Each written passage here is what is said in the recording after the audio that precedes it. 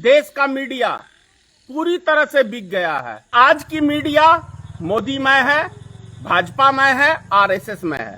पैसा switch bank के अंदर जो सत्ताधारी आज के टाइम में वर्तमान में पार्टी है भारतीय जनता पार्टी, इन नेताओं का पैसा मोदी जी के आने से 70,000 करोड़ रुपया स्विच बैंक के अंदर जो जमा हुआ है वो मोदी जी के मंत्रियों का ही है। 8,000 करोड़ रुपया एक व्यापारी से वसूला है ईडी और सीबीआई के माध्यम से।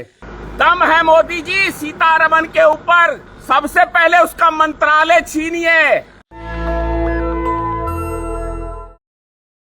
वो जनता कह रही है कि मेरी आवाज कौन सुनेगा, क्योंकि देश का मीडिया पूरी तरह से बिक गया है। प्रशासन सरकार के खिलाफ कुछ बोल नहीं सकती है।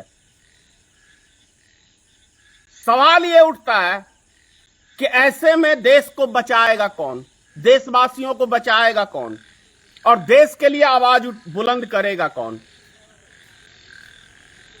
अभी जो मुझे खबर पता चली है एक न्यूज चैनल के माध्यम से, पूरे देशवासी चौंक जाएंगे, क्योंकि वो खबर देश के हर मीडिया को दिखानी चाहिए लेकिन नहीं दिखाएगी, क्योंकि मीडिया हमारे देश की सरकार की गुलामी करने में व्यस्त है। सरकार के अधीन है मीडिया, अब बिक चुकी है मीडिया।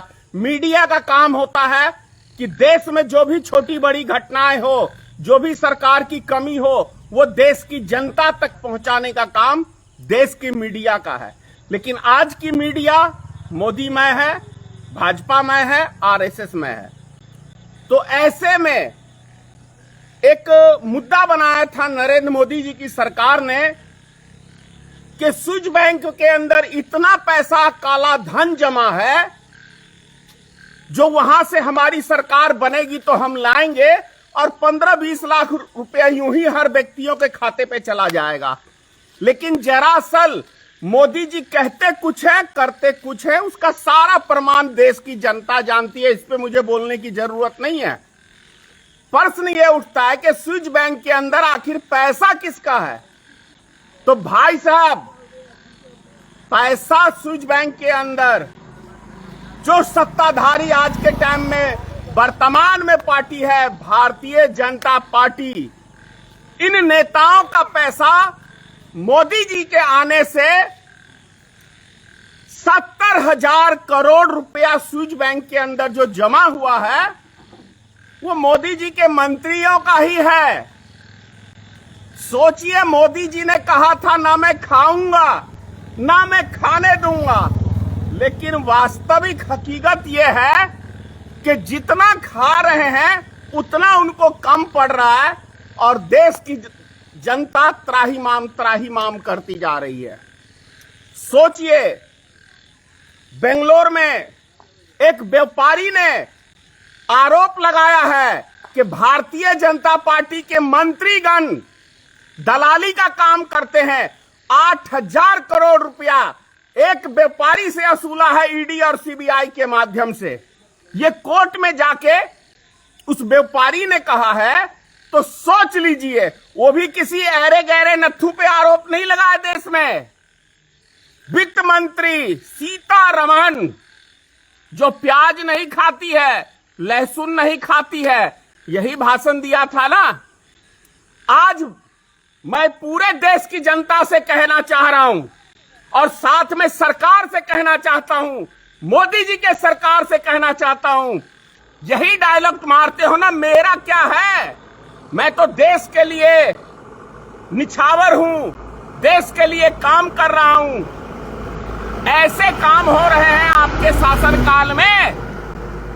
दम है मोदी जी सीतारमण के ऊपर, सबसे पहले उसका मंत्रालय छीनिए। प्रधानमंत्री सब चीज मेरा कर सकता है, लेकिन मैं नहीं डरता ऐसी भ्रष्ट सरकार से, ऐसे मंत्रियों से, ऐसे नेताओं से। एक बात मान लीजिए, नीतीश कुमार जी बिहार के हैं, उसको भी इस गंदगी का हिस्सा बना लिया स्मार्ट मीटर के बहाने से। चोर चोर मौसेरे भाई, यदि इतनी बड़ी बात देश के नेता नहीं बोल रहे हैं तो इसका मतलब है कि देश में एक एक नेता भ्रष्टाचार की दलदल में डूबे हुए हैं। इसीलिए इतने बड़े मुद्दे पे हर पार्टी खामोश है। क्यों खामोश है? क्योंकि चोर चोर मौसेरे भाई होते हैं, चाहे वो सत्ताधारी हो चाहे वो विपक्ष के नेता हो। समय आ गया है देश की जनता को।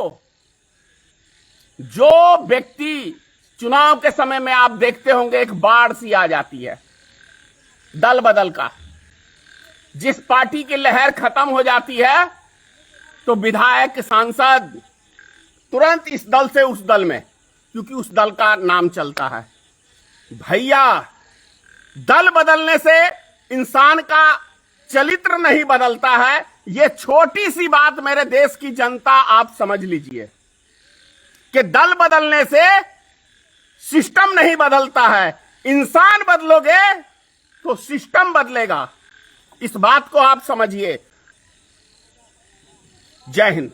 नेशनल दस्तक की आपसे गुजारिश है कि अगर इसको बचाना चाहते हैं तो नेशनल दस्तक को सब्सक्राइब करने के लिए रेड कलर के सब्सक्राइब बटन को दबाएं, फिर बेल आइकन की घंटी दबाएं। नेशनल दस्तक को बचाने के लिए बहुत जरूरी है कि हर खबर को शेयर करें, लाइक करें, कमेंट जरूर करें।